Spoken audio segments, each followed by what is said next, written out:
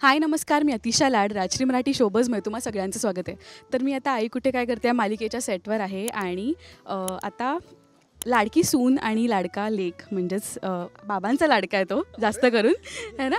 पण खूप स्वागत तुमच्या दोघांचे राजश्री मराठीमध्ये. खरं तर खूप बोलतात ना फॅन मोमेंट आहे. बऱ्याच वेळाने बघते मी कधी तुम्ही फ्री होताय, इतके सगळेजण आहेत इंटरव्ह्यूला. फायनली माझा आता नंबर लागला आहे. तर म्हणजे एक आदर्श सून तर तू आहेसच, पण कमेंट्सही येतात तशा की सून असावी तर अशी.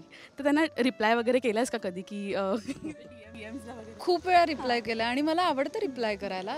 खरं तर मला निगेटिव्ह कमेंट्स जरी मेसेज आला ना तरी मी त्याच्यावर रिप्लाय करत असते आणि मी छान प्रेमाने माझं मत सांगत असते.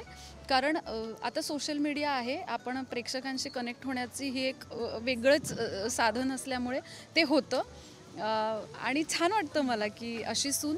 खरं तर त्या प्रत्येक सासूला असं वाटत असतं की अनघासारखी सून असावी, ज्यांच्या घरात त्या सासूंचा रिस्पेक्ट तेवढा केला जात नाही. म्हणून त्या इमॅजिन करतात की माझी सून ही अनघासारखी असायला हवी आणि त्या सुनांनी थोडंसं 2 पावलं मागे येऊन अनघासारखा विचार करावा, घर बांधून ठेवावं असंच मला वाटतं.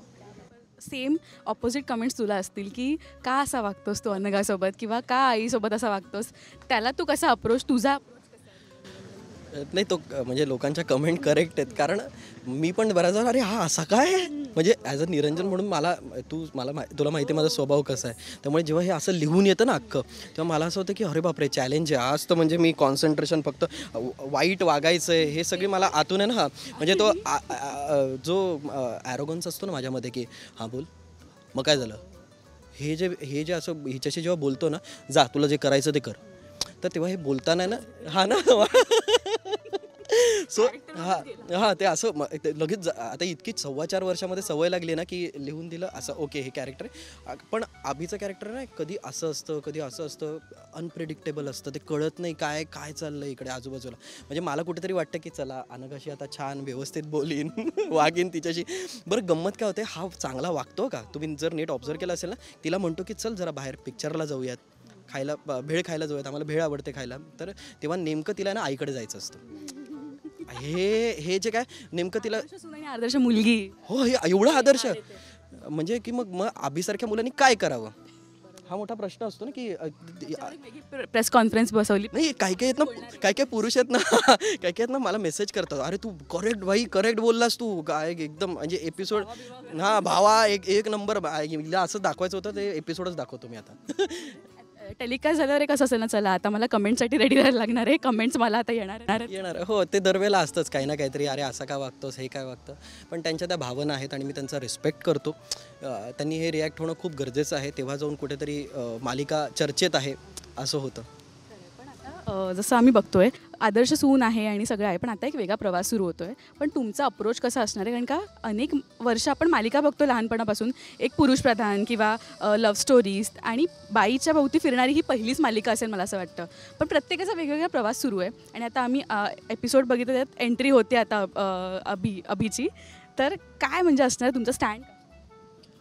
आमचा स्टँड नमिता वर्तक यांना माहिती आहे. आता मी सध्या त्या याच्यावरती स्टँड आहे असा उभा. गेले 2-3 एपिसोड आहे ना मी असा आधांतरी आहे. हे सगळे हसत असतात मला या सिच्युएशनमध्ये, जास्त करून ही असते बाजूला, तुम्हाला दिसणार नाही ती रडताना दिसेल, पण ऑफस्क्रीन ना ती हसत असते आणि मी इकडे इमोशनली तिच्याकडे असा बघत असतो. हे जे आहे ना हे असं तिचं कंटिन्यू चालू असतं. तर हे खूप टास्क आहे माझ्यासाठी हे सगळं करणं. ह्याच्यावर उभं राहणं पण खूप टास्क असू शकतं. म्हणजे एपिसोड आवडला. आणि आता तुझी जी जानकी आहे, ऑफ कॅमेरा तुमचे व्हिडिओज इतके व्हायरल होतात आणि ते बॉन्ड आहे ना खूप कनेक्ट वाटतो आम्हाला जेव्हा स्क्रीनवर मी बघतो. कसं म्हणजे ऑफ कॅमेरा म्हणजे तर सीन कट झाला, चला आपण टाइमपास नाही, अर्धा एक तास तर तिच्याशी खेळावं लागतं. तिच्या मूडप्रमाणे आम्हाला सीन बदलावे लागतात. लिहून एक येतो सीन आणि त्याच्यानंतर हे, आणि बरेचसे सीन काय माहिती काय माझ्याबरोबर बाबांबरोबरच लिहून येतात. तिचे जानकी आणि अभि बोलतायत, बरं जानकी काहीच बोलत नाही गं, 2-2, 3-3 पानं अभिच बोलतो, असं बऱ्याचदा होतं. आणि बरं ती काय बोलत नाही, पण ती फिरते ना गं सगळीकडे, इकडे तिकडे फिरते, तर तिच्या पद्धतीने ते सगळे डायलॉग एक आहे आणि ते लक्षात ठेवायला लागतात. या मुवमेंट इथून तिथे इथपर्यंत, तिथून तिकडे, हे सगळं आपण जे मास्टरमध्ये केलेलं असतं ते क्लोजला करायचं, कॉम्पॅक्टला करायचं, टू शॉटला करायचं, या सगळ्या गोष्टी तिकडे दाखवाव्या लागतात. आणि तेव्हा जाऊन तो एपिसोड एक म्हणजे आपल्याला जी 15-20 मिनटं जी मालिका दिसते ना, त्याच्या मागे आम्ही 16 तास, कधी कधी 14 तास, 18 तास आम्ही काम करत असतो. आणि आपण असे सहज बदलतो ती टेक टेक टेक टेक है ना. पण ते म्हणजे एक एस्टॅब्लिश ॲक्टर असतो ना की नाही अभि मेरा सोने का टाईम हो गया, तशा टाईपमध्ये मला एक कौतुक वाटतं सगळ्याच टीममध्ये जी मंडळी आहेत वेगवेगळ्या डिपार्टमेंटमध्ये काम करतात. कारण आत्ताच आम्ही एक गेल्या आठवड्यात एक सीन शूट केला ज्यात ती झोपलेली असते आणि ती झोपलेली होती, तिला ठेवलेलं. स्ट्रिक्टली सेटवर कुणीही कुणाशी बोलत नव्हतं, एकदम शांतता होती. म्हणजे आम्ही रिहर्सल तिला आणायच्या आधी सगळं करून झालं होतं.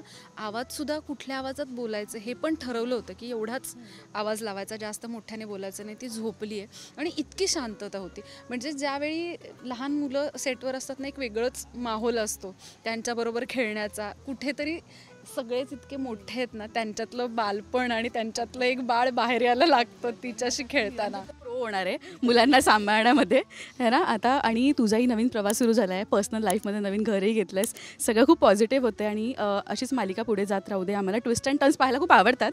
प्रेक्षक जरी ट्रोल करत असतील ना किंवा निगेटिव्ह कमेंट्स असतील तरी ती मालिका त्यांच्यापर्यंत पोहोचते, ह्याचं एक साईन आपण म्हणू शकतो. तर हे सगळं बघायला आम्ही उत्सुक आहोत. थँक्यू सो मच आणि ऑल द व्हेरी बेस्ट या पुढच्या जर्नीसाठी. खूप गप्पा माझ्या.